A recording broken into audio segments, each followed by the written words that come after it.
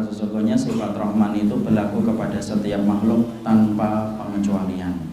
Baik dia muslim ataupun kafir, maka dia akan mendapatkan kebaikan dari kenikmatan yang Allah berikan kepada setiap makhluknya. Kalau antum, saya bertanya, kenapa orang kafir banyak mendapatkan sandang, papan, dan pangan, dan sebagian dari mereka materinya lebih banyak daripada kita? Maka jawabannya simpel, karena itu merupakan bagian dari sifat Rahman Allah. Dan sifat Rahman Allah itu berlaku kepada setiap makhluk, baik itu muslim, kafir, ataupun kepada hewan sekalipun. Tetapi selain Allah memiliki sifat Rahman, Allah memiliki sifat Rahim. Dan sesungguhnya sifat Rahimnya Allah itu tidak pernah diberikan kecuali kepada mereka yang beriman. Makanya Allah berfirman, wa kana bil mu'minina rahima. Sesungguhnya Allah itu kepada orang yang beriman itu rahim, maha pengasih dan maha penyayang. Artinya kalau kita diberikan kenikmatan dalam iman, itu sifat rahimnya Allah. Kalau diberikan kesabaran, kalau kita mendapatkan ujian, itu sifat rahim Allah kepada hamba yang beriman. Kalau kita diberikan kemampuan untuk berzikir dan khusyuk ketika kita berzikir, itu sifat rahimnya Allah. Dan inilah yang kita syukuri, kalau kita sebagai hamba yang beriman mendapatkan sifat rahman dan sifat rahim Allah sekaligus. Dan kita semoga termasuk di antara manusia dan hamba yang selalu diberikan oleh Allah sifat rahimnya, karena orang yang mendapatkan sifat rahim berpeluang besar untuk mendapatkan keselamatan dalam urusan akhiratnya.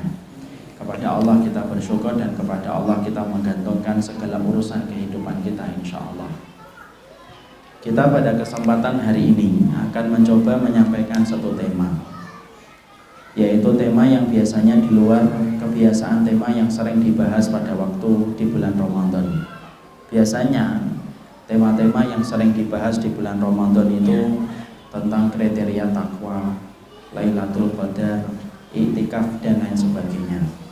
Karena husnudzon, saya berbaik sangka bahwasanya materi itu sudah disampaikan oleh para ustadz-ustadz yang lain yang jauh lebih baik, maka kita tidak menyampaikan materi itu.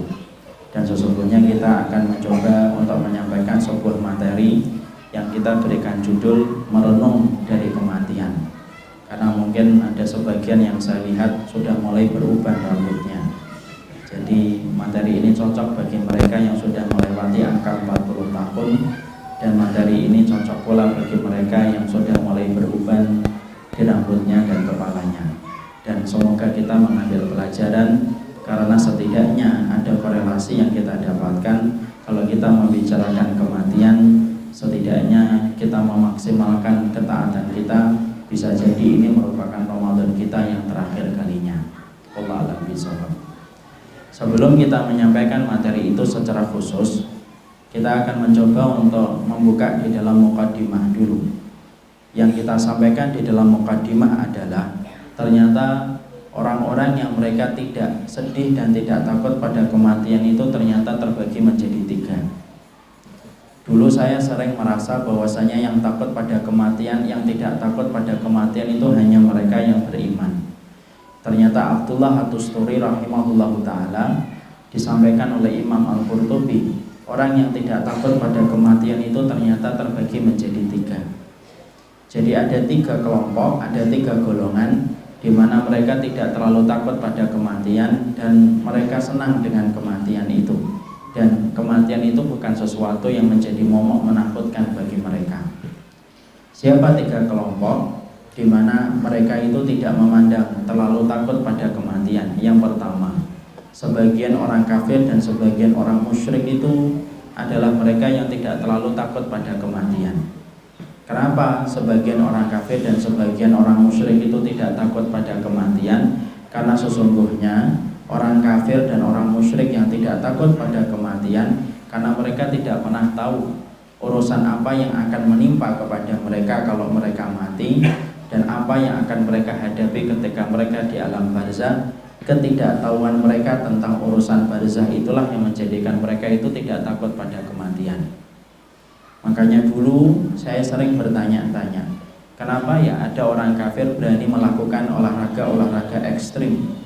Kalau kita melihat di TV ataupun di YouTube, ada yang kemudian menggantungkan dirinya pada seutas tali, lalu kemudian dia menjatuhkan dirinya pada puncak-puncak ketinggian gedung. Kita saja mungkin gemetar kalau melakukan itu. Ternyata bukan karena mereka itu rajin zikir pagi dan zikir petang, tapi karena mereka tidak ngerti kalau mereka mati ketika tali itu putus. Makanya mereka menganggap bahwasanya kematian itu hanyalah fase perjalanan kehidupan dan tidak lebih daripada itu. Makanya inilah jawaban kalau kita sering melihat orang kafir bermain-main di dalam olahraga dengan risiko nyawa. Pastikan bukan karena amalnya banyak dalam ibadah, tapi orang kafir ketika mereka melakukan itu karena mereka tidak ngerti kalau mereka mati menghadapi apa, dan itulah yang menjadikan mereka memandang kematian itu biasa dan tidak menakutkan bagi mereka. Itu yang pertama. Kelompok yang kedua yang tidak takut pada kematian itu adalah kelompok yang kedua, yaitu adalah orang yang mendapatkan ujian itu banyak, masalahnya banyak, tetapi fondasi imannya terlalu ringkih. Akhirnya ketika fondasi imannya terlalu ringkih tetapi masalahnya bertubi-tubi, akhirnya ketika fondasinya rapuh, akhirnya tidak ada yang dia pikir kecuali dia ingin mati. Makanya kelompok yang kedua ini adalah kelompok yang menyenangi mati bunuh diri.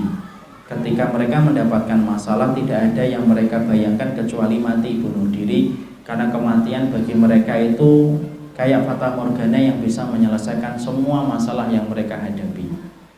Makanya bapak dan ibu kalau perhatikan, negara dengan tingkat mati bunuh diri ternyata bukan di Suriah dengan tekanan ujian yang luar biasa, bukan di Palestina, bukan pula di Irak, dan bukan pula di Afghanistan. Tapi ternyata tingkat mati bunuh diri yang paling tinggi kalau kita membaca dalam data, ternyata itu adalah Korea, Jepang, Jerman. Itu ternyata adalah negara-negara dengan mati bunuh diri yang begitu tinggi sekali. Kenapa? Setiap masalah yang datang dalam hidup mereka, fondasi mereka terlalu rendah.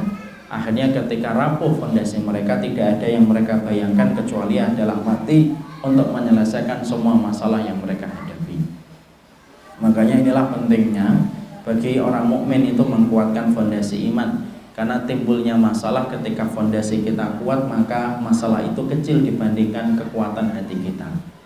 Saya teringat sekali apa yang pernah disampaikan ibu saya.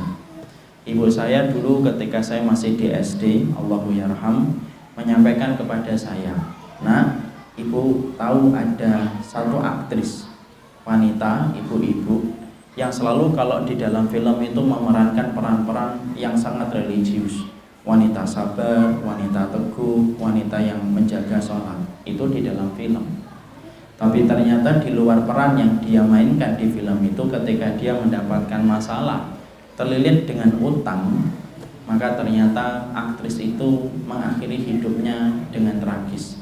Wanita itu mati bunuh diri. Itu aktris tahun 70-an. Dan itu disebabkan apa? Karena fondasi imannya terlalu lemah. Jangan tanya Pak, nama aktrisnya siapa, karena saya bukan angkatan 70, saya angkatan 90 akhir. Bagi yang sudah berubah-ubah, nah itu tanya. Dan tidak usah di Google siapa ya aktris yang dibunuh diri, tidak penting. Semoga Allah mengampuni beliau.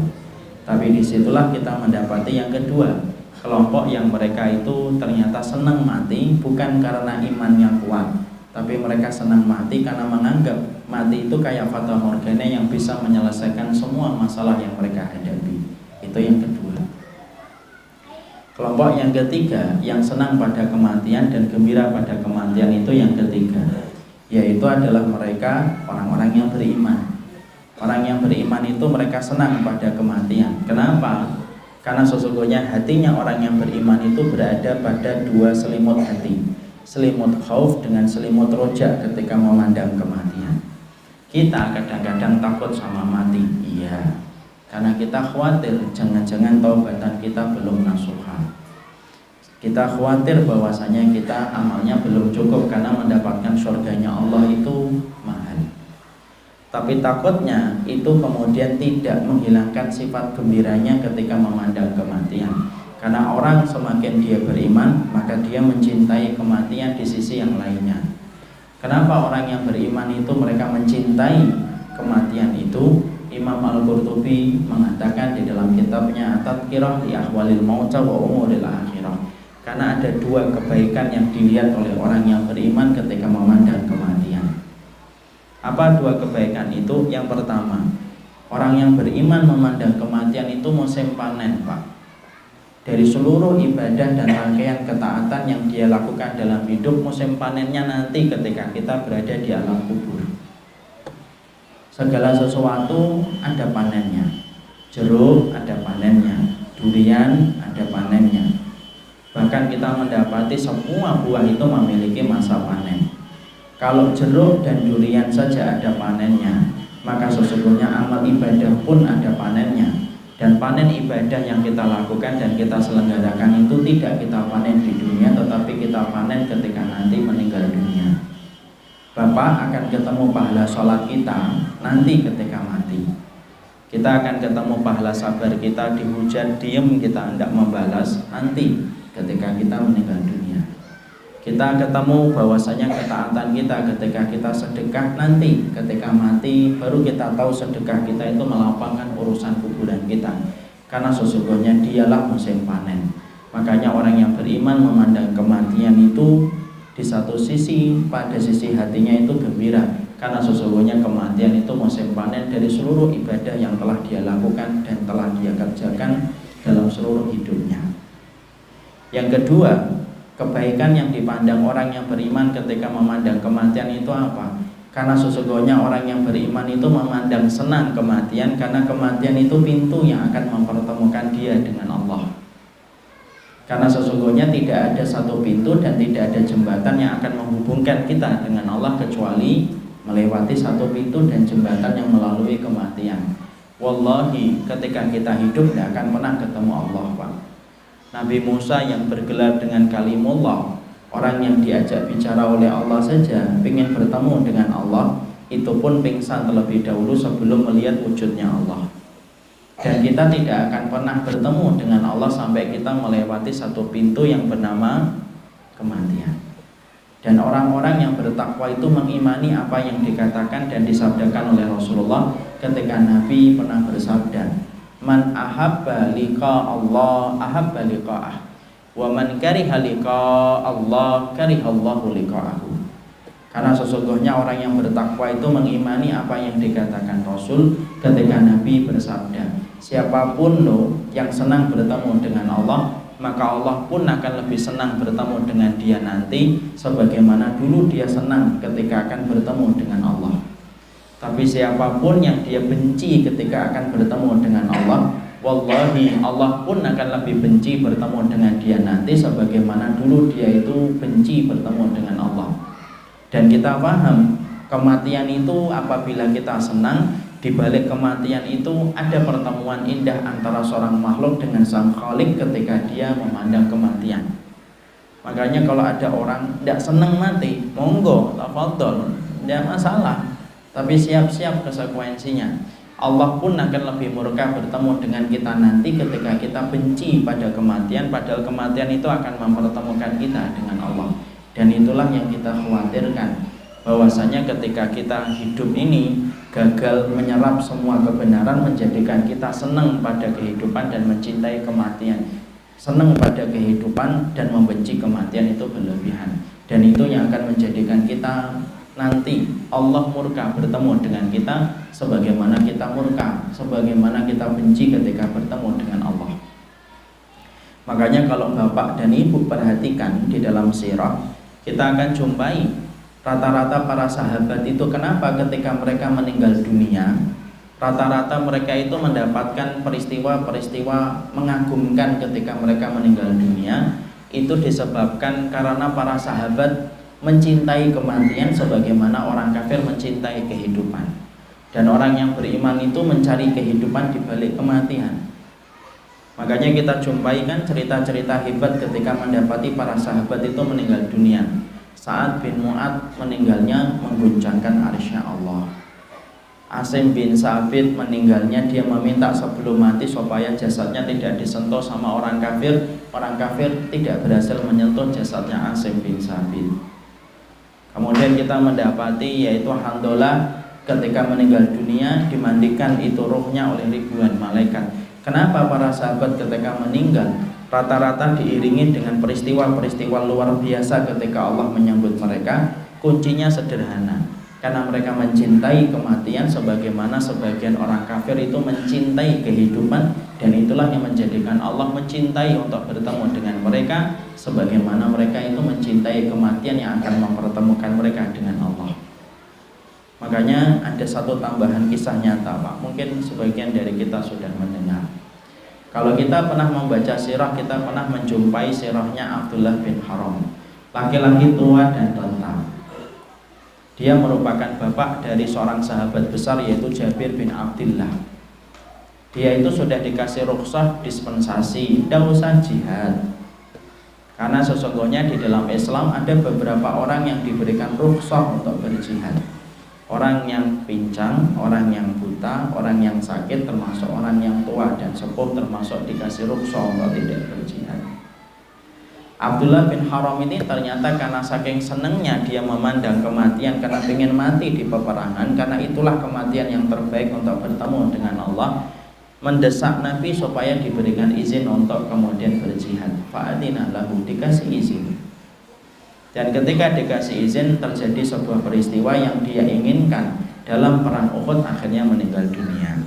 Kondisinya mengenaskan, hidungnya rusak, telinganya putus. Jabir bin Abdullah, salah satu sahabat besar yang merupakan anaknya, ketika melihat ayahnya dalam kondisi yang semacam itu sedih, melipir dia. Dan ketika beliau melipir itu, beliau nangis. Dipanggil oleh Rasulullah Ta'ala, indihuna, sini kemari. Lalu kemudian Rasulullah itu berdialog dengan Jabir. Ala ukhbiruka ya Jabir maqalallahu li abika. Wahai Jabir, kamu pengen tahu enggak apa yang sedang Allah bicarakan kepada ayahmu ketika ayahmu hari ini meninggal dunia? Maka di sela-sela tangisannya, maka kemudian Jabir berkata, mau ya Rasulullah, saya pengen tahu. Kemudian Rasulullah berkata, maka lamallahu ahadan illa min wara'i hijabin wa kallama abaka kifahan. Jabir, Allah itu tidak pernah ngajak bicara manusia itu ketika meninggal sebelum ditegaknya hari kiamat, kecuali Allah itu mengajak bicara manusia itu selalu di belakang hijab, di belakang sater, di belakang penghalang. Tapi khusus ketika Allah itu menyambut ayahmu Abdullah bin Haram ketika meninggal dunia, wa kallama abaka kifahan, Allah itu ngajak bicaranya itu kifahan, wajah dengan wajah, face to face, karena memuliakan ayahmu. Bukan hanya Allah itu mengajak bicara wajah dengan wajah, Masya Allah, dan itu kenikmatan besar. Allah pun nanya kepada Abdullah bin Haram, ya ibadi tamanna alayya utika, wahai hambaku, kamu minta apa aku kasihkan, padahal sudah mendapatkan kenikmatan di alam barzah. Maka kemudian Abdullah bin Haram mengatakan, antuhyani fa'uktalu fika saniyatan. Ya Allah, aku kalau boleh minta, tolong hidupkan aku lagi ya Allah, supaya aku merasakan sensasi kenikmatan ketika mati syahid. Karena orang mati syahid itu tidak ngerasain kecuali sensasi kenikmatan. Sampai di surga aja masih minta hidup, padahal sudah di surga. Makanya Nabi sampai pernah berkata dalam hadis, tidak ada penduduk surga yang pengen balik ke dunia padahal di dunia itu miskin dan kere, kecuali syuhada. Karena nikmatnya sensasi mati ketika mati syahid. Maka kemudian Allah berkata, Allah berfirman, sabaqa minni innahu la yurja'un. Segala sesuatu yang hidup tidak bisa kemudian aku hidupkan. Itulah ketetapan yang telah aku tetapkan dalam takdirku. Kemudian Allah menyampaikan, tamanna alayya utika, mintalah yang lain aku kasihkan.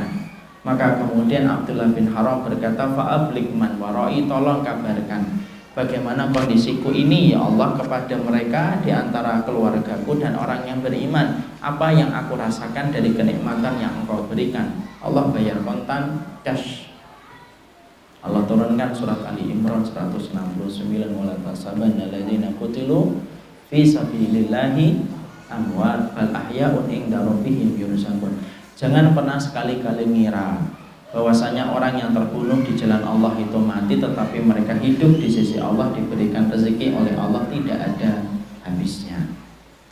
Disitulah kita tahu, Pak, ternyata mencintai kematian itu sebenarnya menabung harapan dan menabung ikhtiar. bahwasanya ketika kita mencintai kematian itu akan menjadikan Allah akan memuliakan pertemuan dengan kita sebagaimana ketika kita mencintai kematian. Makanya siapapun yang dia tidak mampu mencintai kematian, hati-hati. Allah pun akan kemudian tidak akan pernah memperdulikan bagaimana dia bertemu dengan Allah nanti ketika dia benci kepada kematian. Dan mencintai kematian itu sulit, Pak. Karena nafsu kita itu selalu menyeret kita untuk senang pada dunia dan pernik-perniknya. Bahkan kalau kita pahami, salah satu tujuan kita beribadah itu sebenarnya supaya kita siap pada kematian dan ketika kita mencintai kematian. Kenapa ngaji? Ya supaya senang pada kematian ketika dibicarakan tentang negeri akhirat. Kenapa harus ketemu orang sholih? Kenapa harus nyapih yang haram dan harus ditinggalkan yang haram itu? Semuanya itu salah satu tujuannya adalah supaya kita siap pada kematian, mencari kehidupan di balik kematian, karena itulah yang akan menjadikan kita dimuliakan untuk bertemu dengan Allah ketika kita senang bertemu dengan Allah memandang kematian. Makanya disitulah kita akhirnya paham, berarti mencintai kematian itu prosesnya lama, tidak bisa instan. Kita kemudian harus mengkaji dulu sampai betul-betul kita memandang kematian itu dengan pandangan sebagaimana orang solih memandang kematian. Dan yang dilakukan adalah setidaknya kita harus paham dulu kematian itu semacam apa sih. Karena kalau kita sudah bicara tentang merenung kematian itu panjang, Pak. Imam Qurtubi saja ketika menyusun kitab At-Tadhkirah li Ahwalil Maut wa Umuril Akhirah, bicara kematian itu 2 buku jilid gede itu, dimana kalau di total halamannya itu sampai 500 halaman, membicarakan tentang fase perjalanan manusia dari hidup sampai alam barzah sampai nanti ke akhirat. Karena apa? Ilmu yang bisa menjadikan kita belajar untuk mencintai kematian. Dan itulah yang menjadikan kita, kenapa kita ketika menuju pada 10 hari yang terakhir ini kita memilih tema ini. Salah satunya adalah saya dan Bapak dituntut dalam iman supaya kita mencintai kematian, karena itulah sarana supaya kita dimuliakan oleh Allah ketika akan bertemu dengannya nanti. Sekarang mari kita bahas sifat-sifat kematian itu apa saja sih, supaya kita ngerti, supaya kita paham. Karena ternyata banyak di antara kita ketika sudah lihat kematian, tapi banyak di antara kita itu tidak ngerti sifat kematian itu apa.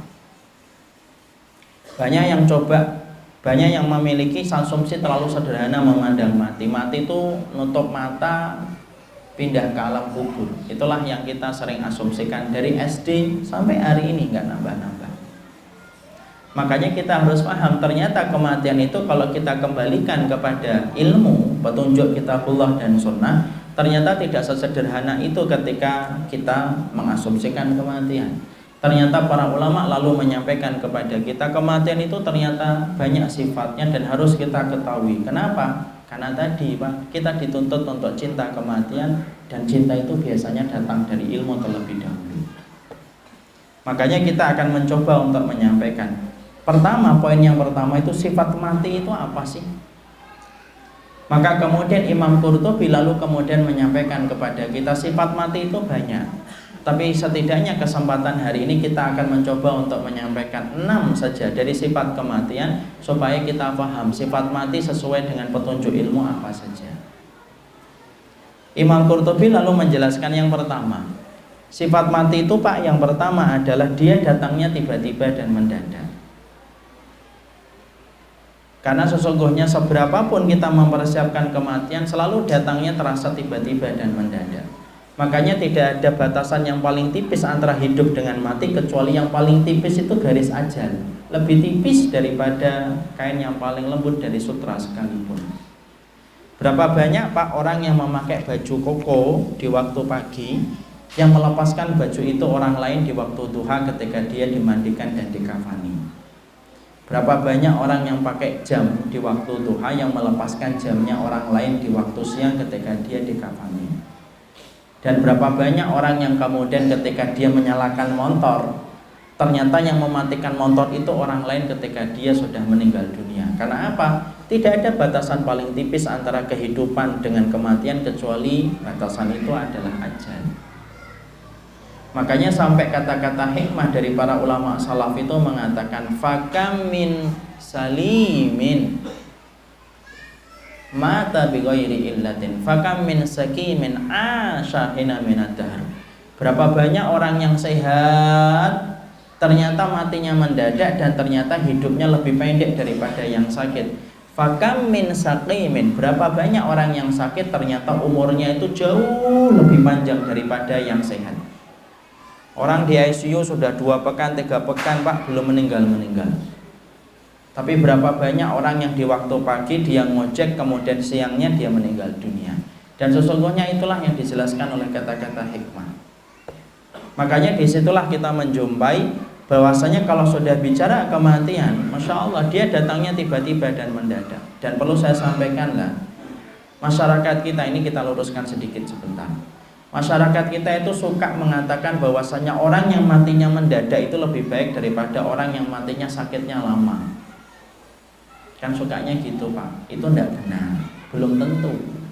Karena masyarakat kita suka sekali ngomong, Masya Allah ya matinya gampang, batuk 3 kali mati. Beda dengan itu tuh sudah di ICU 3 bulan tidak mati-mati, ngerepotkan keluarganya. Loh jangan gitu. Jangan pernah bicara tentang kematian dengan ngikutin prasangka.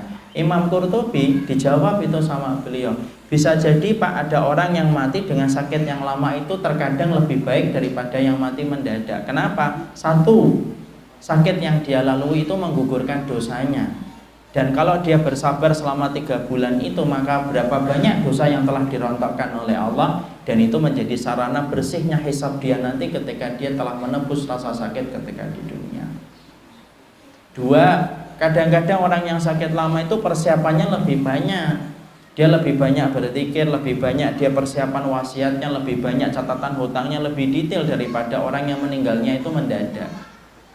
Makanya jangan suka bicara tentang kematian dengan prasangka. Karena apa? Prasangka itu tidak akan pernah menyentuh arti kebenaran menurut Allah. Makanya kembali ke tadi, sesungguhnya kematian itu mendadak dan tidak ada orang yang kemudian tahu kapan orang itu akan meninggal dunia. Detailnya itu tidak ada yang tahu Pak. Maaf ya kalau ada orang, sering sekali masyarakat di Indonesia itu sering mengatakan itu fulan sana itu tahu kapan dia mati, jamnya, harinya apa. Tidak mungkin Pak. Karena sesungguhnya kita memahami betul, hatta Nabi sekalipun saja Nabi tidak tahu kapan detailnya beliau itu akan meninggal dunia. Nabi tahu nggak Ustadz kalau beliau mendekati kematian? Iya, secara umum beliau mengetahui bahwasanya beliau sudah dekat dengan kematian. Tapi detailnya kapan beliau itu akan meninggal dunia, Nabi Muhammad pun tidak tahu Pak. Salah satu bahwasanya Nabi itu tahu tanda kematian itu sudah dekat kepada beliau itu kapan? Salah satunya ketika diturunkan surat An-Nasr.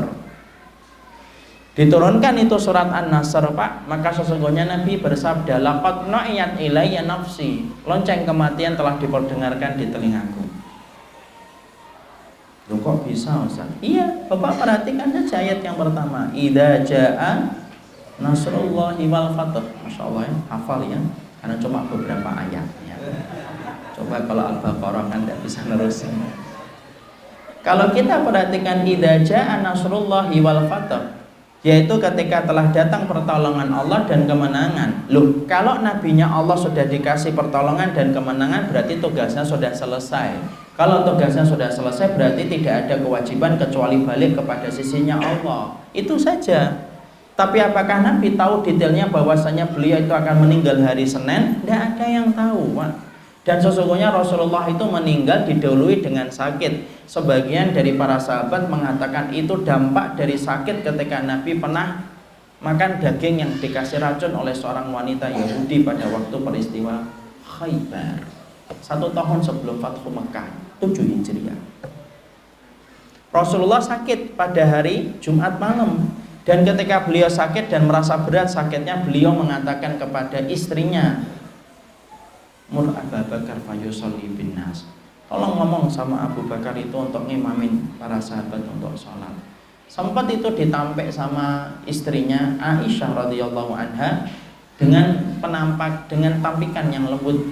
Dia mengatakan, la ya Rasulullah, jangan bapakku ya Rasulullah, innahu rajulun raqiq, bapakku itu kalau sudah ngaji Quran itu rokik lemah betul, karena pasti nangis.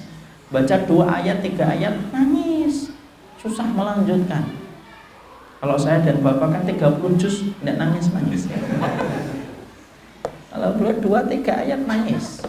Maka kemudian Rasulullah tidak menyebutkan nama lain kecuali nama Abu Bakar. Taulah di situ Rasulullah, disitulah paham.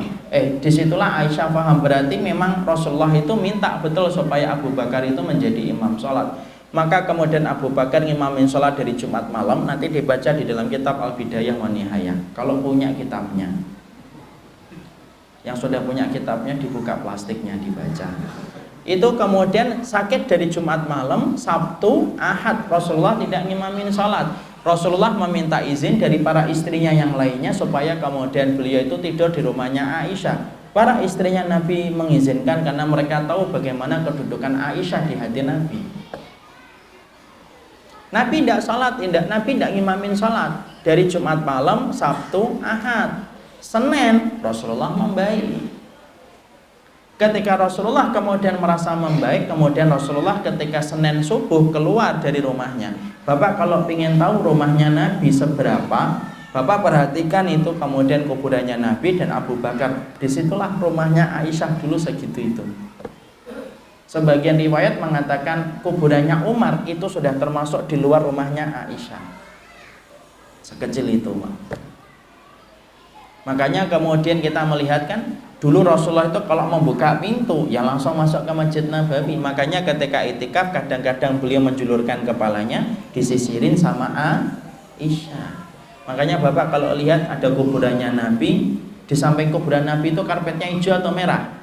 Hijau, tidak merah kayak gini, hijau. Yang kita sebut dengan apa? Raudhah. Ma baina baiti wa mimbari raudhatun min riyadil jannah. Antara rumahku dengan mimbarku itu adalah taman-taman surga. Itulah dulu Masjid Nabawi itu segitu, Pak. Sekarang ada tempat tinggi yang orang itu ma'dzan, itu tempat orang adzan. Dulu itu mihrabnya Rasul. Rasulullah ketika pada waktu Senin pagi membaik. Karena Rasulullah itu meninggalnya itu justru ketika beliau itu merasa membaik kondisinya. Makanya kalau kita lihat kan diantara sebagian muslim, sebagian orang kan ada yang meninggalnya kan gitu. Di rumah sakit tidak meninggal, keluar rumah sakit meninggal. Makanya lampu itu kalau mau mati, terang atau tidak terang, Pak? Terang. Makanya kalau ada yang komentar hari ini, saya hari ini fit sekali, hati-hati. Dekat kematian. Maka kemudian Rasulullah keluar, dan ketika Nabi Shallallahu Alaihi Wasallam keluar, kemudian Abu Bakar mundur karena beliau ingin supaya Nabi menggantikan beliau posisinya ketika menjadi imam. Para sahabat hampir-hampir membatalkan sholat, Nabi memberikan arah tidak jangan. Nabi kemudian imamin, jadi makmum itu, dan Abu Bakar itu menjadi imamnya Rasulullah. Selesai, oh senang semua, Pak, karena para sahabat itu kalau mereka tidak ketemu Nabi itu rindunya Masya Allah membuncah, dan itu tumpah ketika mereka melihat Rasulullah kembali pada hari Senin itu, dan tidak ada satupun yang merasa bahwasanya hari itu Rasulullah akan meninggal dunia. Abu Bakar, Pak, minta izin. Ketika sudah mendapati Rasulullah itu keluar untuk melaksanakan sholat subuh, Abu Bakar merasa berarti zuhur nanti dipimpin oleh Nabi. Beliau minta izin untuk menjenguk istrinya yang ada di pinggir kota Madinah. Karena istrinya Abu Bakar berapa? 4. Ya. Maka kemudian beliau pergi ke kota Madinah. Kalaulah kemudian Abu Bakar itu kemudian tahu bahwasanya Rasulullah itu akan meninggal dunia hari itu, mungkin nggak Rasulullah itu akan ditinggalkan oleh beliau? Tidak mungkin, Pak. Orang yang paling khawatir terhadap nyawanya Rasulullah lebih daripada nyawanya dia sendiri itu Abu Bakar, Pak. Makanya kalau kita lihat perjalanan hijrah kan, Abu Bakar itu ke depan, ke belakang, ke depan, ke belakang, ke depan, ke belakang, sampai Nabi mengatakan, lima sana'ta hadza. Kenapa kamu melakukan kayak gitu wahai Abu Bakar? Ya Rasulullah, saya khawatir kalau di depan nanti ada musuh, dan saya khawatir kalau di belakang ada musuh. Makanya paling cemas, Pak. Loh, kalau Abu Bakar aja tidak ngerti, Pak. Padahal manusia yang paling utama setelah Nabi itu adalah Abu Bakar. Apalagi manusia siapapun di atas muka bumi, tidak ada yang tahu kapan orang itu akan meninggal dunia. Tidak mungkin, Pak. Kalau orang itu merasa dekat dengan kematian dengan tanda-tanda khusus, tanda-tanda umum, iya. Contohnya apa? Uban mulai banyak, vitalitas berkurang, sudah mulai batuk-batuk. Iya itu umum, tapi detailnya kapan tuh tidak ada yang tahu, karena sesungguhnya hatta Abu Bakar pun tidak tahu. Kalaulah kemudian Abu Bakar itu tahu, tidak mungkin Abu Bakar itu meminta izin untuk ketemu dengan istrinya di pinggir kota Madinah. Makanya kalau ada yang bertanya, kenapa Abu Bakar agak telat mengetahui wafatnya Nabi?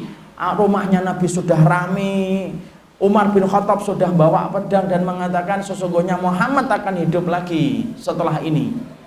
Kenapa Abu Bakar terlambat? Baru dia datang, baru membuka wajah kain kafan wajahnya Rasulullah, baru kemudian mencium Rasulullah dan membacakan ayat yang membuat Umar itu sadar. Kenapa kok agak terlambat? Tadi Pak, Abu Bakar tidak ngerasa kalau hari itu Rasulullah itu meninggal dunia, karena Nabi itu tampak baik-baik saja pada hari Senin pagi. Kemudian Nabi masuk ke rumahnya Aisyah. Setelah itu para sahabat pulang, mereka merasa tidak ada kejadian apa-apa. Kemudian Rasulullah merasa berat, tiduran di pangkuan Aisyah radhiyallahu anha. Semakin berat, sampai kemudian Abdurrahman masuk. Abdurrahman itu adalah adiknya Aisyah radhiyallahu anha, megang siwak. Nabi ngeliatin siwak itu, diliatin. Nabi tidak ngomong, Pak. Kemudian Aisyah berkata, ya Rasulullah, apakah engkau ingin siwak itu ya Rasulullah? Nabi tidak mampu untuk jawab saat itu karena sakit yang beliau rasakan. Kemudian Aisyah mengambilkan siwak, dipegangkan ke tangannya Nabi, disiwakin itu giginya Rasulullah SAW itu. Semakin berat, Fatimah kemudian datang. Fatimah sempat nangis sampai akhirnya meninggal itu pada hari Senin. Dan itu pun Rasulullah tidak pernah mengabarkan kalau hari Senin itu akan meninggal dunia. Makanya tidak boleh kita kemudian mengatakan bahwasanya ada orang dengan karomahnya tertentu itu akan tahu dia itu akan meninggal. Tidak ada. Dan jangan suka mengkait-kaitkan omongan orang itu. Ketika sebelum meninggal itu, ketika meninggal dikait-kaitkan. Apalagi masyarakat kita sering sekali ada yang berkata, orang itu sebelum mati itu 40 hari sudah merasa. Ya tidak bisa Pak. Kalau Bapak 40 hari sebelum meninggal sudah merasa, nggak doyan makan soto. Gak doyan kita makan lah, gak akan ketawa kita, karena tidak ada yang tahu. Dan jangan suka mengkaitkan omongan orang ketika meninggal dunia, dikaitkan omongannya itu beberapa hari yang lalu sebelum dia meninggal. Contoh nih, saya meninggal hari ini, beberapa hari yang lalu saya ngomong saya pengen mudik, udah langsung itu ditakwil, oh ternyata itulah mudik dia ke alam barzakh. Tidak usah gitu, pas ngomong itu memang pengen mudik gitu loh. Kemarin ngomong, oh saya pengen makan lontong, itulah lontong terakhir yang dia ini sudah merasa itulah lontong terakhir. Loh kalau sudah merasa mau mati, Pak ngapain makan lontong? Tidak doyan makan lontong. Tapi itulah yang terjadi di masyarakat kita. Jangan dicocok-cocokkan, itu namanya cocokologi. Makanya disitulah kita akhirnya paham sifat kematian itu yang pertama, dia datangnya tiba-tiba dan tidak ada satupun manusia itu yang paham kapan seseorang itu akan meninggal. Disitulah kita ngerti, disitulah kita paham. Allah itu menjadikan kematian itu tiba-tiba dan mendadak. Sesiap apapun mati Pak, terasa mendadak. Sama kayak contohnya itu hampir mirip. Sesiap-siapnya kita jadi anak, tidak akan pernah siap kalau mendapati kenyataan ibu kita meninggal dunia. Pasti yang tergambar itu kekurangan kita saja. Itu hampir analoginya kayak gitu. Itulah yang pertama. Yang kedua, sifat kematian yang kedua itu apa? Sifat kematian itu yang kedua, Imam Qurtubi lalu menyampaikan, sesungguhnya kematian itu memiliki sebab yang telah ditetapkan oleh Allah, dan sebab itu 99. Makanya Rasulullah kemudian bersabda, Fakulu ibni Adam wa ma'ahu tis'atun wa tis'una maniyatan fa in akhta'atul manaya asabahul haram. Rasulullah SAW itu mengatakan setiap anak manusia itu ketika dia jalan itu diikuti dengan 99 ancaman kematian itu. Kata Rasulullah, jadi ada orang kalau jalan diikuti oleh 99 ancaman kematian yang sudah ditetapkan oleh Allah 50.000 tahun sebelum Allah menciptakan langit dan bumi. Fa'in akhta'atul manaya, kalau kemudian dia mampu melewati 99 ancaman kematian, dia tidak akan pernah mampu untuk melawan sebab yang ke-100.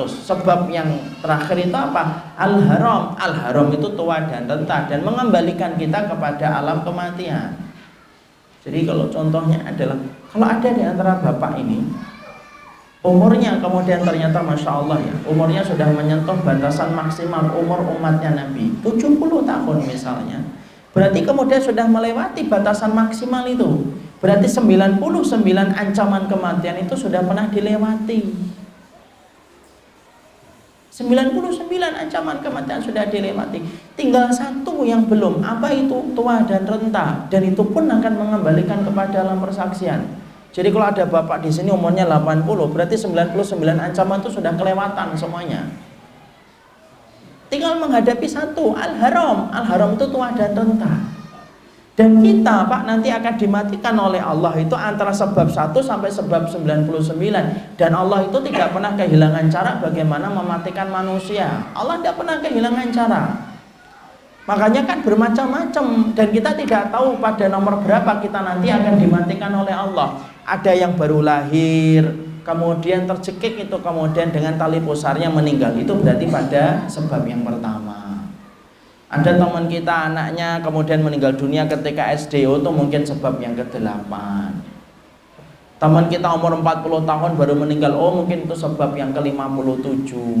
Antara itu 1 sampai 99. Dan itu sudah ditetapkan oleh Allah. Jadi kalaupun kita selamat dari satu ancaman, belum tentu selamat pada ancaman yang lainnya. Karena kita hanya pindah dari satu ancaman kepada ancaman berikutnya, karena circle-nya, putarannya itu 99 itu. Makanya kalau kita selamat pada satu perkara, ya belum tentu selamat yang lainnya. Misalkan Bapak selamat dari jantung, Bapak selamat kemudian dari gula darah, stroke, asam urat, lewat semuanya, sehat. Maka belum tentu Bapak nanti akan selamat pada ancaman yang lainnya. Contohnya kepleset, contohnya tabrakan, belum tentu kita selamat. Dan kita hanya pindah dari satu ancaman kematian pada ancaman berikutnya. Dan kita nggak ngerti pada ancaman berapa kita akan diwafatkan oleh Allah. Nggak usah nanya, saya ancaman keberapa ya Ustadz? Ya mana saya tahu. Nggak usah dipikir gitu. Karena sesungguhnya kita hanya satu ancaman ke ancaman berikutnya. Makanya saya mendapati ada sebuah ini, ada salah satu jamaah saya. Ada salah satu jamaah saya di daerah Bintaro. Itu saya cerita-cerita sama saudara saya di Bintaro itu. Beliau itu kalau kajian itu selalu di depan saya Pak, di meja itu. Pakai jubah putih, orangnya sepuh, sudah tua, tapi tampak masih kuat, umurnya 70 tahun lebih. Jantung sehat Pak, stroke sehat, tidak punya gula, tidak punya pantangan Pak. Lah Bapak tahu apa itu kematiannya? Beliau keluar sebentar ketika habis sholat Pak, pulang sebentar. Padahal kemudian tempat Bintaro itu kalau masjidnya itu Masjid As-Sof itu jalannya itu tidak terlalu ramai Pak, jalan gitu. Ada anak berandalan itu kemudian mendarain motor kenceng banget, tabrakan, jatuh terus ngumpul dan akhirnya koma beberapa jam, meninggal dunia. Di situ kan kita paham, berarti kita hanya pindah dari satu ancaman kepada ancaman berikutnya, di mana kemudian sifat dari ancaman itu sudah ditetapkan oleh Nabi ada 99. Makanya kemudian kita juga pernah mendapati ada sebuah portal berita di ini, kalau Bapak masih ingat beberapa tahun yang lalu, ada kan pesawat Sukhoi ya, pesawat Sukhoi yang dulu diuji coba menjadi dan diproyeksikan menjadi pesawat komersil kan, sempat diuji coba pada penerbangan dari Halim yang nabrak Gunung Salak. Itu Pak, penerbangan yang pertama itu sebenarnya penerbangan untuk uji coba, karena pesawat Sukhoi itu dulu kan terkenal pesawat tempur. Kemudian mereka memproduksi pesawat komersil itu, dan ada yang membeli perusahaan antara perusahaan dirgantara di Indonesia itu. Bapak tahu bahwasanya ternyata pada list penumpang yang pertama VVIP dan VIP itu harusnya naik pada penerbangan yang pertama itu, yang akhirnya mengalami kejadian naas itu. Tapi ternyata ada beberapa penumpang yang sebenarnya naik pada penerbangan yang pertama tidak jadi Pak. Ada yang nggak jadi, kena macet, ada meeting, dipanggil menteri dan yang lainnya. Loh, saya pernah baca itu secara tidak sengaja qadarullah. Beberapa bulan setelah itu tiba-tiba baca itu, kalau tidak salah di Detik atau di mana, ada salah satu pejabat yang kena serangan jantung, meninggal dunia. Ditulisnya itu apa? Beliau ini dulunya beberapa bulan yang lalu harusnya beliau itu menjadi penumpang pesawat Sukhoi di waktu pagi. Dan ternyata pada saat itu beliau tidak bisa karena menghadiri undangan menteri. Dan hari ini pun kemudian meninggalnya itu apa? Kena serangan jantung. Selamat dari Sukhoi, tidak selamat dari jantung. Dan itulah sebab kematian yang telah ditetapkan 99 itu. Makanya kalau ada bapak-bapak dan ibu cerita, saya habis dari laborat semuanya sehat gitu. Ya belum tentu, kamu sehat dari jantung belum tentu selamat dari yang lainnya. Karena apa? Allah tidak pernah kehilangan cara ketika mematikan dan mewafatkan seseorang. Berarti kita ini hanya pindah dari satu ancaman pada ancaman berikutnya, dan sesungguhnya kematian itu lebih dekat daripada tali sandal kita sekalipun. Itu yang kedua. Yang ketiga, sifat dari kematian itu kemudian dijelaskan oleh Imam Qurtubi. Yang ketiga, sifat kematian itu apa? Kematian itu ada kaitannya erat dengan yang namanya rezeki. Karena sesungguhnya pada kematian itu ada hubungan dan kaitan erat dengan rezeki.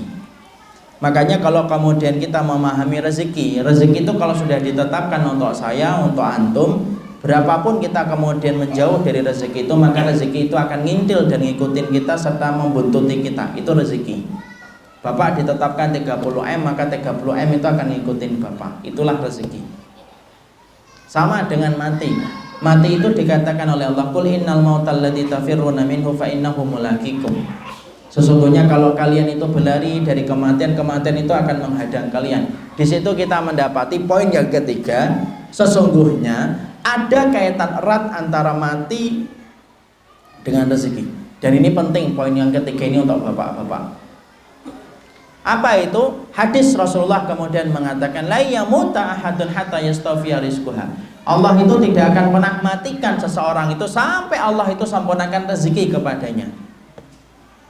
Jadi orang-orang yang hari ini masih ragu ninggalin yang haram, ninggalin yang syubhat, kemudian dia masih mikir-mikir ketika ninggalkan yang dilarang oleh Allah dalam urusan harta. Ya Allah, yang membuat kita ragu itu apa Pak? Karena sesungguhnya ternyata pada pelajaran kematian yang ketiga, Nabi itu sudah mengatakan kepada kita bahwasanya tidak akan pernah dimatikan kita sampai kemudian Allah itu menyempurnakan rezekinya kepada kita.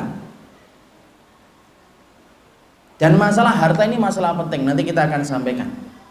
Makanya kemudian ketika membicarakan tentang poin ini, ada salah satu tulisan yang pernah saya baca di dalam satu kitab itu, yaitu ada seorang kemudian ulama itu jalan dia, dan ketika jalan itu tiba-tiba dia itu tergerak untuk ngelewatin satu jalan yang sebenarnya dia jarang ngelewatin jalan itu. Dia ngelewatin jalan itu, dan ketika ngelewatin jalan itu tiba-tiba ulama tersebut mendengar suara teriakan minta tolong. Angkit nih, dicari itu suara itu datangnya dari mana? Ternyata suara teriakan minta tolong itu datangnya dari sumur. Dilihat itu sumurnya, loh, ada orang yang terpleset masuk ke sumur. Diselamatin itu Pak, sumur itu, diselamatin orang itu dari sumur itu. Sampai ke atas basah kuyup gitu, pucat wajahnya. Kemudian akhirnya ketika tenang, orang yang jatuh ke sumur itu berkata kepada ulama muda itu, kepada ulama itu, askini bisyurbati ma'in, tolong saya kasih air dong. Carikan air Pak, satu gelas air, bisyurbati ma'in, satu tegukan atau beberapa tegukan air. Ambil gelas, cari, dia dapat air, diminumkan. Minum sampai kemudian satu gelas itu habis. Ketika satu gelas sudah habis, tenang, ulama itu nanya, kok tadi bisa masuk ke sumur itu gimana ceritanya? Orang yang tadi kecebur itu mikir-mikir itu, iya ya, gimana ya kok tadi bisa kecebur sumur? Dia seakan-akan mengulang kembali memorinya bagaimana kecebur sumur. Berdiri dari tempatnya, kemudian mendekat ke bibir sumur. Qadarullah, kepleset lagi Pak.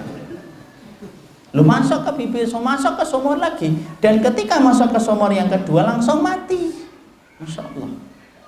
Ketika langsung mati kemudian Masya Allah diselamatkan betul, kemudian diangkat sama penduduk kampung yang lainnya. Dan ketika habis nguburkan, Masya Allah, ulama itu nulis di kitabnya, saya lupa nama kitabnya ini.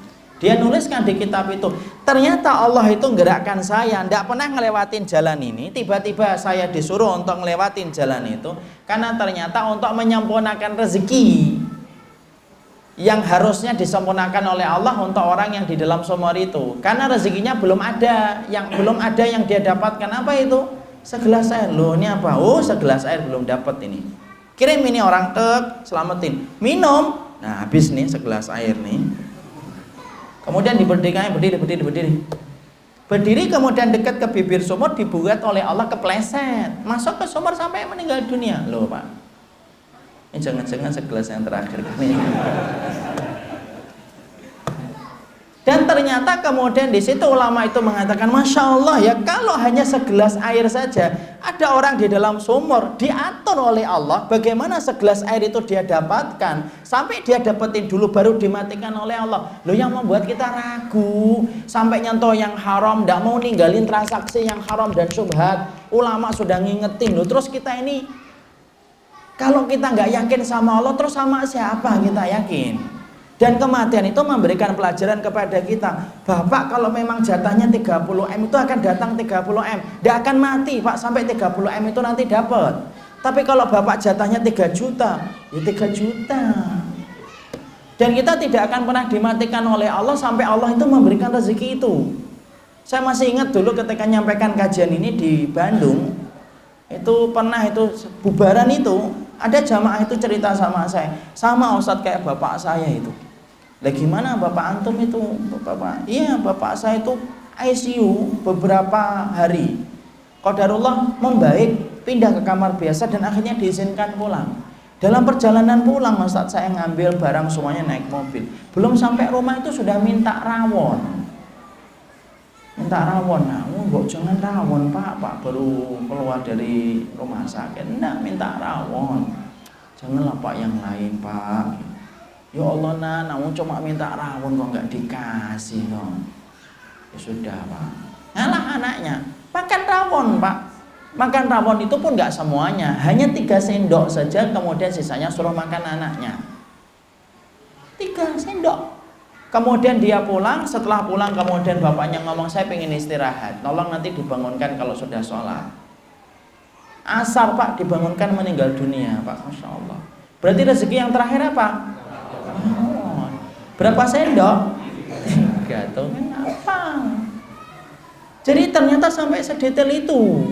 Makanya ketika kita akhirnya memahami itu, loh ini bapak-bapak ibu sama ini kalau ngurusin anak ini, anak-anak yang rame itu di luar itu, ndak usah diurusin dunianya Pak, bukan kerjaan bapak itu. Nahnu narzuqukum wa iyyahum, kami yang ngasih rezeki dan kepada mereka. Banyak orang tua itu hari ini bingung kewajibannya, disuruh oleh Allah jaga anaknya dari urusan neraka, malah nggak dijaga. Tidak disuruh oleh Allah ngurusin dunia anaknya, malah diurusin dunia anaknya. Itu kebalik pula.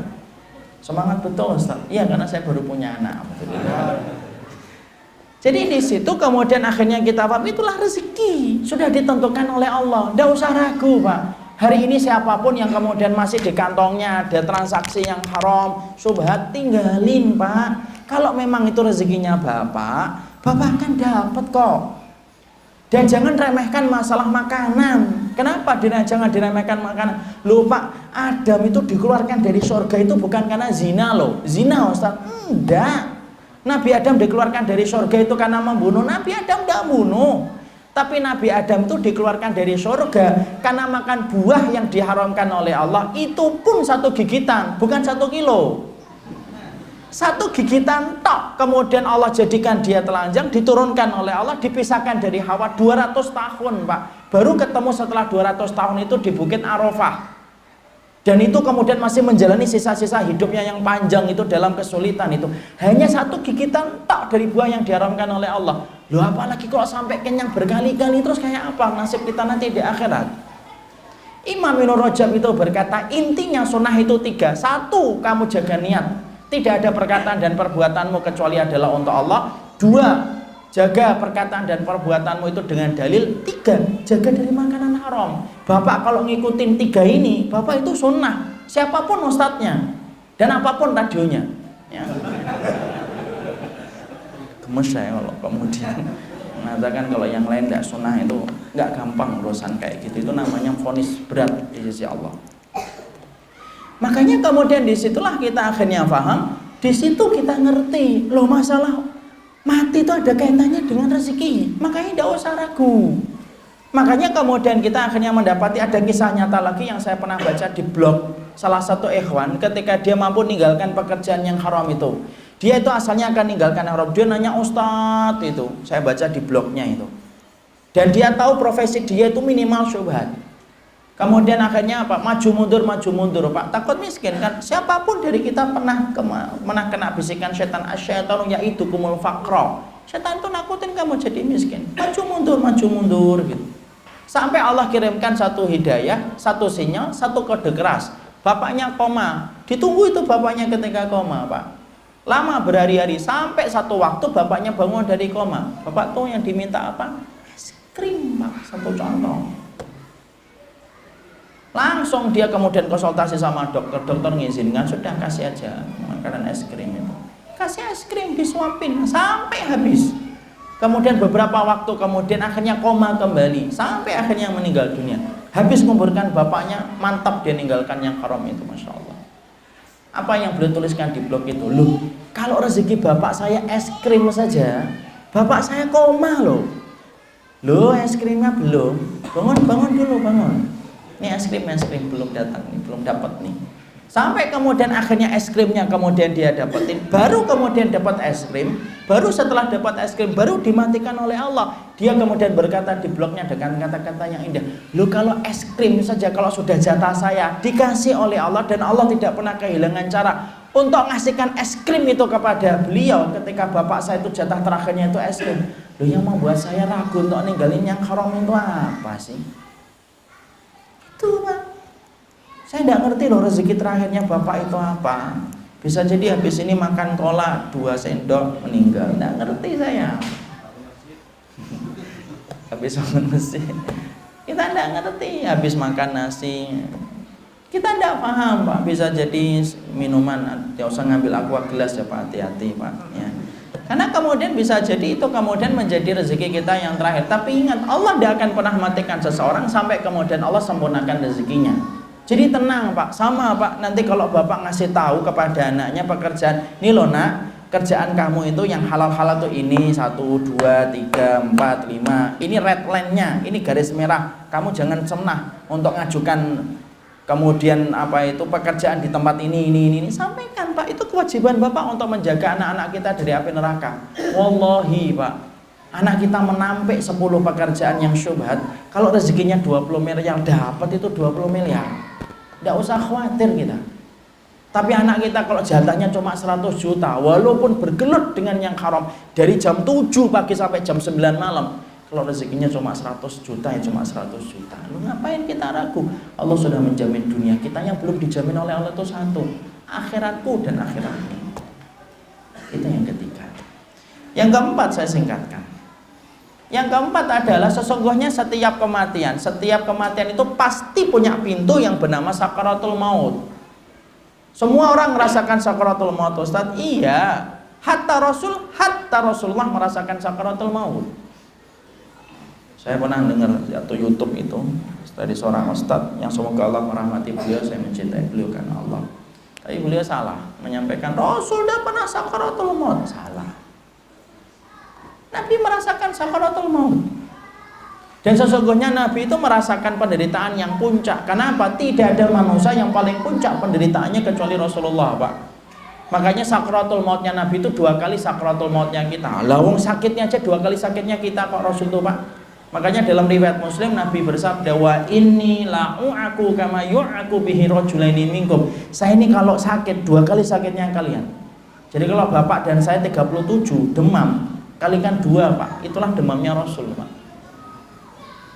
Dan sakaratul mautnya Nabi itu 2 kali sakaratul mautnya orang biasa. Kenapa? Imam Qurtubi itu mengatakan, kenapa Nabi masih merasakan sakaratul maut padahal orang yang paling dikasihi oleh Allah itu adalah Nabi?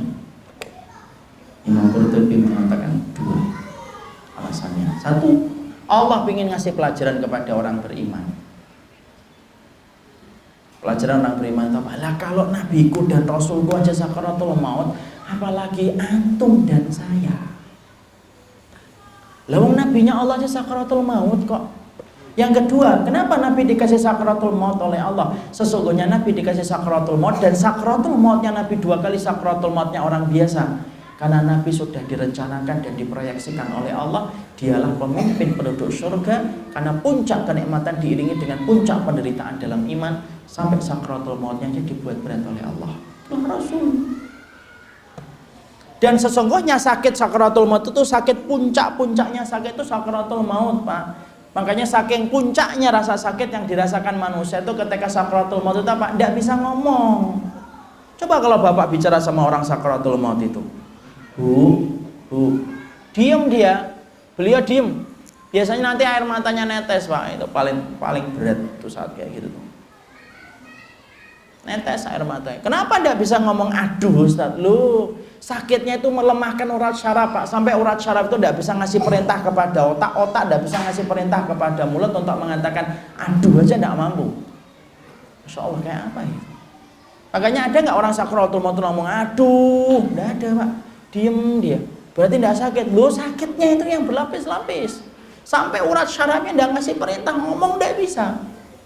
Kalau ada yang bisa mengucapkan la ilaha illallah itu gimana Ustaz? Itu bukan dia, Allah yang nuntun. Makanya Allah berfirman, yusabbitullahu alladziina aamanu bil qauli tsabit fil hayatid dunya wa fil akhirah. Allah teguhkan orang yang beriman di dunia dan ketika di akhirat. Di dunia itu kapan? Ketika mati dibimbing untuk ngomong la ilaha illallah. Allah yang bimbing. Tapi manusianya tidak bisa apa-apa, diam dia, Pak. Tatapannya kosong. Kenapa kok gitu ya Ustaz? Baca riwayatnya Bara' bin Azib. Idza kana al-mu'min fi inqita'i minad dunya iqbalu minal akhirah wa idbaru minad dunya nazala ilaihi malaikatun. Sesungguhnya orang mukmin itu kalau akan meninggalkan dunia mendatangi akhiratnya datang malaikat. Maka kemudian dia melihat sesuatu yang tidak pernah dia lihat seumur hidupnya itu, Pak. Tegang dan sakit, Masya Allah parah, tidak bisa ngomong, nggak kayak di sinetron gitu. Sinetron kan gitu kan, ada yang mau mati istrinya, suaminya gitu, di atas pangkuan istrinya, tolong jaga anak-anak ya di, supaya bermanfaat bagi nusa dan bangsa. Itu sutradaranya tidak pernah ngaji, Pak. Ya. Karena tidak bisa, kemudian bicara itu tidak bisa. Makanya orang ketika sakratul maut, makanya dikatakan semua yang itu akan merasakan sakratul maut. Siapa yang tidak merasakan sakratul maut? Cuma satu, orang yang mati syahid. Maka sesungguhnya dikatakan kama yajidu ahadukum kama sil kursah. Orang yang mati syahid itu tidak merasakan apapun kecuali kayak digigit semut. Dan tidak lebih daripada itu. Adapun orang merasakan sakratul maut. Sakarat itu apa, Ustaz? Sakit yang berlapis-lapis itu sakarat, Pak. Maut itu menjelang kematian. Dan puncaknya sakratul maut itu disebut dengan naza'. Apa itu naza'? Cabutnya nyawa, bukan ditarik loh ya. Kalau ditarik itu tajdib. Kalau naza' itu cabut. Makanya kemudian sampai dadanya naik itu. Itu naza' itu. Dan kita bisa bayangkan, Pak, untuk membayangkan sakratul maut itu kita bayangkan dengan analogi yang gampang aja. Dulu di penjara itu banyak orang yang metode penyiksaannya itu dicabut kuku, Pak. Kita bayangkan aja ngilu. Jempol kaki kita ada rambutnya cabut, Pak. Ngilu, Pak. Urat syaraf ada teman kita yang kena urat kejepit itu, Masya Allah kalau lagi kambuh itu teriak-teriak, Pak. Itu baru kejepit loh itu. Nah kita lagi membayangkan orang sakratul maut, kemudian tiba-tiba kemudian syarafnya itu bukan hanya kejepit, dimatikan oleh Allah. Itu kayak apa? Makanya orang kalau sudah sakratul maut itu, malaikat maut itu nanti duduk, Pak. Yang mencabut nyawa itu bolehkan penamaan itu kalau kita baca dalam Quran itu namanya malaikat maut, bukan malaikat Israil. Tak duduk dia di atas kepala, Pak. Dia bukan dari kanan, bukan dari kiri, bukan dari bawah, dari atas ini. Kalau sudah habis, dicabut itu. Pertama kali yang dingin itu mana kalau orang meninggal dunia? Telapak kaki, dingin itu. Tarik ya, Pak.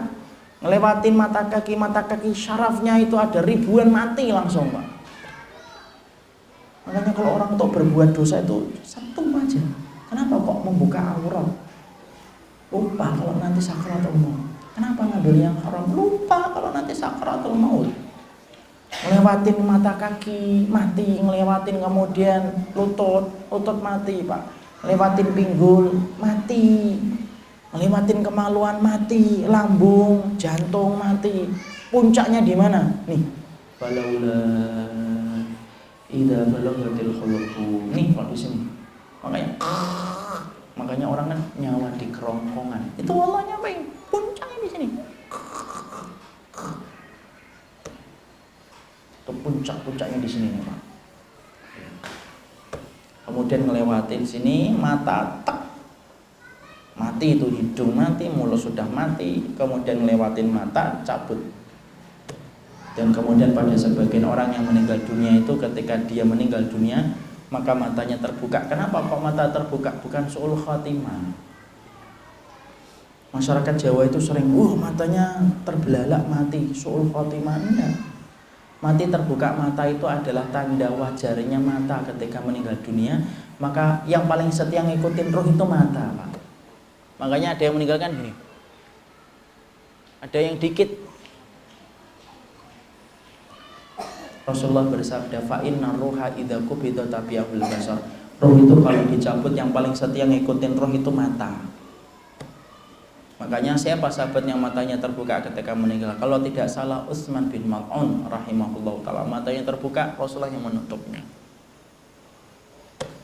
Maka disitulah kita dapat, itulah kematian. Makanya kalau ada orang yang terbuka matanya, tidak usah takut, Pak. Tutup aja sembari Allah membaca Allahumma firlahu warahmu wa'afihi wa'fuan. Kalau dia membuka mata lagi, nah itu baru kita kabur, Pak. Nah kemudian dia tertutup dia itu. Makanya kemudian ketika akhirnya Masya Allah, sampai kemudian akhirnya apa sunnahnya kalau kita menghadapi orang sakaratul maut? Didampingi, jangan ditinggal, Pak. Ini kalau ada di antara bapak-bapak yang dokter, saya menyampaikan nasihat dan masukan. Harusnya orang di ICU itu tidak boleh ditinggal.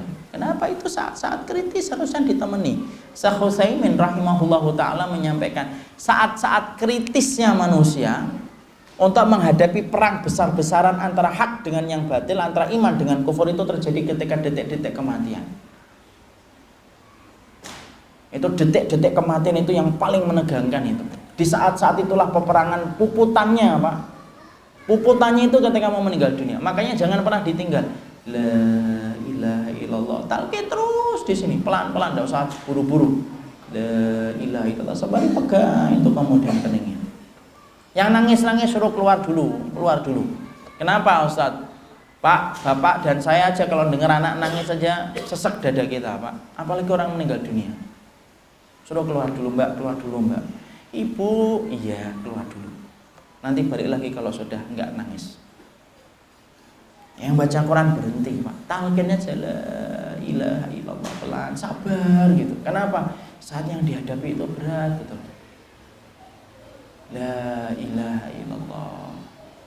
Nanti kalau sudah mengucapin la ilaha illallah sudah, baru kemudian ketika sudah mengucapin la ilaha illallah, baru kemudian itulah tanda kegembiraan yang Allah berikan supaya dia mendapatkan kebaikan akhirat. Kalau sudah mengucapin la ilaha illallah, Ustaz, sudah, tidak usah ditalkin lagi. Ayo baru 1 kali, Bu, 3 kali ganjil, Allah senang yang ganjil, tidak usah gitu. Cukup sekali saja. Ya. Dan kalau sudah mengucapin la ilaha illallah, tidak usah diajak ngobrol. Alhamdulillah ya, Bu. Ya, Nak. Nah, itu talqin lagi. Berarti ucapan terakhirnya tuh ya, Nak, itu bukan alhamdulillah, bukan la ilaha illallah. Maka di situ kita mencoba. Itulah sakaratul maut, Pak. Puncak rasa sakit yang dirasakan manusia itu. Makanya ketika dicabut, naik itu ke langit 1, langit 2, langit 3, langit 4, langit 6, sampai langit yang ke-7 Sidratul Muntaha. Tidak dibukakan langit yang ke-7, Allah menyampaikan aiduhu ilal ardi, aiduhu, kembalikan dia ke bumi, di situ akan menciptakannya dan di situ akan membangkitkan kembali, dikembalikan ke bumi. Dan itu panjang akhirnya hadisnya itu. Tapi disitulah kita paham, semuanya pasti merasakan sakaratul maut. Bedanya kita dengan ikhwan-ikhwan kita yang sudah meninggal dunia itu cuma satu, waktunya saja. Kalau kemarin kita mendapati ada ujian Ustaz Fathur Rahim itu buat putranya, yang semoga Allah merahmati dan mengampuni dosa-dosa putranya beliau. Itu hanya waktu saja, sudah ditetapkan oleh Allah. Dan kita akan merasakan. Lah kalau orang itu emang kalau pas tabrakan itu, Ustaz, apakah merasakan sakaratul maut? Iya. Daripada nanti ada yang nanya, saya jawab dulu ya. Kalau ada orang yang tabrakan terus kemudian langsung meninggal, kapan sakaratul mautnya, Ustaz? Loh, jawabnya dengan kias yang paling gampang. Bapak tahu nggak? Kalau Bapak dan saya kadang-kadang pernah nggak kita ngelewatin tidur itu ketindih? Pernah nggak ketindih? Kalau kita ketindih itu, istri kita yang di samping kita melihat kita itu kayak orang ketindih atau kayak orang tidur? Kayak orang tidur kan? Baru setelah kita gitu, baru istri kita, kenapa mas ketindih ya? Kan gitu. Tapi ketika kita ketindih, istri kita ngelihat kita itu ketindih atau tidur biasa? Tidur biasa. Mata kita Pak sering ini bulu ini langsung mati Ustaz. Iya, itu pandangan mata kita, tapi pasti merasakan sakratul maut. Nabi itu shadiqul masduq, Nabi itu ucapannya benar dan dibenarkan oleh Allah. Tidak mungkin. Ketika Nabi mengatakan semua orang itu sakratul maut, kemudian ada orang yang tidak merasakan sakratul maut. Tidak ada, semuanya ngerasain itu. Jadi kalau ada ikhwan tertabrak, kemudian langsung jatuh meninggal, itu pandangan kita saja yang mengatakan ini tidak sakratul maut. Padahal dia pasti merasakan sakratul maut itu pasti. Cuma pandangan mata kita yang sering menipu. Nanti kalau ada yang sering nanya ini, kalau mati suri gimana? Sebelum ada yang nanya saya jawab lagi. Ya. Mati suri gimana? Ustaz? Tidak ada mati suri Pak. Karena sesungguhnya mati suri itu Allah sudah menerangkan dalam surat Al-Mulk. Alladzi khalaqal mauta wal hayata liyabluwakum ayyukum ahsanu amala. Allah itu menciptakan hidup dan mati. Allah cuma menciptakan hidup dan mati. Berarti tidak ada mati. Antara hidup dengan mati itu tidak ada. Berarti kalau ada yang mati suri itu sebenarnya belum mati. Cuma karena kelemahan kita, mata kita, lemahnya dunia medis, maka menganggapnya itu mati padahal belum mati. Karena Allah jelas mengatakan Allah yang menjadikan hidup dan mati, dan Allah tidak pernah mengatakan hidup mati dan antara hidup dan mati. Allah tidak pernah mengatakan itu. Makanya kemudian disitulah sifat yang keempat, kematian itu melewati sakratul maut. Saya singkatkan, poin yang kelima yaitu adalah poin yang kelima. Kematian itu apa? Kematian itu akan kematian itu akan mengembalikan kita ke alam barzakh, Pak. Dan Bapak harus paham kenapa disebut alam barzakh. Barzakh itu tembok yang tebal yang tidak mampu ditembus dengan apapun, itu namanya barzakh. Makanya tidak ada itu kemudian kalau kita mengerti tentang barzakh, tidak ada itu namanya ruh bergentayangan, itu tidak ada, Pak. Nanti dibuka surat Al-Mu'minun ayat yang ke-100, dibaca tafsirnya. Di situ panjang, kalau saya terangkan ini panjang sekali. Tapi di situ kita mendapati barzakh itu tembok yang tebal. Makanya kalau kita pahami barzakh, tidak ada namanya ruh bergentayangan, itu tidak ada, Pak. Ngapain ruh bergentayangan, kayak kurang kerjaan aja. Karena sesungguhnya barang siapa yang mengatakan ruh bergentayangan itu berarti secara tidak langsung menuduh Allah itu tidak ngurusin ruh. Padahal yang ngurusin ruh itu Allah, Pak. Tapi ada kok Ustadz, ada rumah mati bunuh diri malamnya kelihatan, itu setan. Setan itu tugasnya, setan itu pingin menakuti manusia. Karena manusia kalau sudah takut cenderung akan berbuat syirik kepada tempat itu. Dan setan itu bisa menyerupakan kepada siapapun. Manusia bisa, hewan bisa, anjing bisa, ular bisa. Bahkan kalau Bapak membaca sirah, yang ngasih usul kepada Nabi, yang ngasih usul kepada orang musyrik Quraisy untuk mengirimkan setiap pemuda untuk ngepung Nabi sebelum Nabi hijrah, ketika dikepung rumahnya sama 10 pemuda, yang ngasih masukan itu iblis, Pak. Jadi kemudian setan bergentayangan, ini ada wajahnya fulan, itu setan. Dan setan itu ingin memberikan ketakutan. Kenapa? Orang kalau sudah takut gampang berbuat syirik. Makanya hantu itu kan tidak ada. Hantu itu ada, tapi itu menurut setan yang kemudian diserupakan oleh setan. Makanya hantu setiap negara kan beda-beda kan. Karena setannya menyerupakan sesuai dengan kebutuhan di daerah itu. Kalau di Eropa, Amerika pakai jas putih, giginya runcing. Agak ngenes dikit Cina, lompat-lompat gitu. Dan kalau ada warna kuning berhenti dia, Masya Allah. Dia nggak ngerti lampu merah di Indonesia dia. Kemudian yang paling ngenes itu Indonesia, ngesot, Pak. Inilah karena akibat dampak dijajah Belanda 350 tahun kayak gini. Loh, sampai bayangin hantu tuh yang ya Allah gitu, bawa berkelas dikit gitu. Tali pocong, ya Allah Karimi Rahman.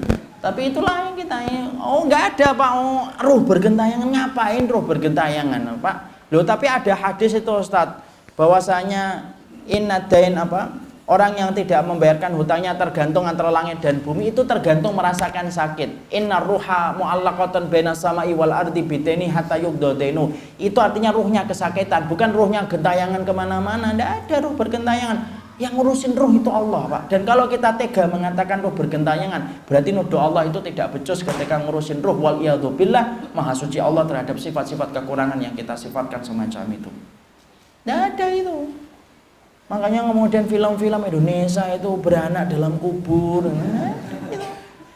Makanya yang paling sedih itu dulu Bapak mungkin masih ingat ya, di sinetron itu si manis jembatan Ancol gitu, ya Allah gitu. Mati pakai rok mini, ya Allah gitu. Hidup pakai rok mini, mati pakai rok mini, Masya Allah. Lu kapan pakai jilbabnya gitu. Ada yang pakai bencong, lu mati aja masih jadi bencong, coba, ya Allah. Itu karena tidak paham akidah itu, kayak gitu tuh. Makanya tidak ada namanya barzah, itu tidak bisa ditembus, Pak. Kalau ada ruh bisa balik, penamaan barzah itu batal demi hukum. Karena masih bisa balik. Jadi tidak ada ruh yang balik ke rumahnya, tidak ada, Pak. Dan kalau balik ke rumahnya itu, ya mungkin sedih nanti. Kalau rumahnya langsung dijual sama ahli warisnya, kan nanti ruhnya balik, loh kok sudah ganti penghuninya, loh anak saya kemana ini. Maka kemudian nanti malah akhirnya banyak madorotnya. Makanya baca dulu hadisnya. Kenapa kok dinamakan barzah? Dinamakan barzah itu tidak bisa balik dia, tidak bisa balik. Ruh itu masih bisa nggak ketemuan, Ustadz? Imam Qurtubi mengatakan bisa, kalau sesama orang yang beriman. Nah ini panjang lagi penjelasannya. Tapi yang jelas yang kelima saya singkatkan, itu adalah alam barzah. Jadi kematian itu akan mengembalikan kita ke alam barzah. Dan kemudian yang terakhir saya singkatkan, kematian itu sehidup, seakhirat itu cuma satu kali, Pak. Makanya kalau sudah mati sekali tidak ada lagi mati-mati lagi. Makanya orang di dalam neraka saja minta mati aja sudah tidak bisa. Kenapa? Mati seumur hidup, seumur akhirat satu kali. Makanya orang nanti ketika dibangkitkan dari kuburnya, Allah akan mengumpulkan manusia, lalu Allah panggil, ainal maut, mana kematian? Kematian datang kepada Allah. Dan ketika kematian itu datang kepada Allah, diserupakan sebagaimana domba, disembelih itu kemudian kematian itu oleh Allah. Semenjak kematian disembelih oleh Allah, kata khalidina fiha abada diterapkan. Makanya penduduk neraka itu tidak muluk-muluk permintaannya. Permintaannya cuma satu, matikan ya Allah. Sudah tidak bisa mati. Kenapa nggak dikasih mati? Loh kalau mati itu enak, berarti dia istirahat sejenak. Tidak ada mati itu. Mati itu seumur hidup, seumur akhirat satu kali. Wallahu a'lam bishawab. Barakallahu fikum, ini yang dapat saya sampaikan.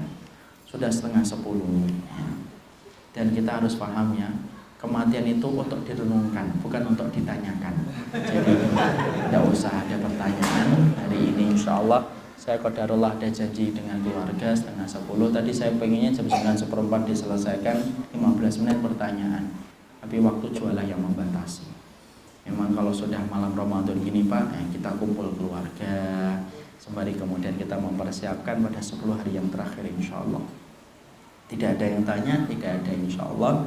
Ini yang dapat saya sampaikan dalam pertemuan kali ini. Maafkan atas kekurangan saya dan khilafnya saya. Semoga Allah mempertemukan kita di dunia, mempertemukan kita di akhirat. Bapak ngaji, saya ngaji, itu tidak halal. Kalau kita ngaji itu untuk menghujat setiap orang yang beriman. Siapapun yang mengikuti ilmu sesuai dengan frekuensinya, Nabi tahu. Nabi tidak pernah mengajarkan kita untuk menghujat dan menodai kehormatan orang yang sama-sama beriman kepada Allah dan Rasulnya. Subhanakallahumma wa bihamdika, asyhadu an la ilaha illa anta, astaghfiruka wa atubu ilaik. Assalamualaikum warahmatullahi wabarakatuh.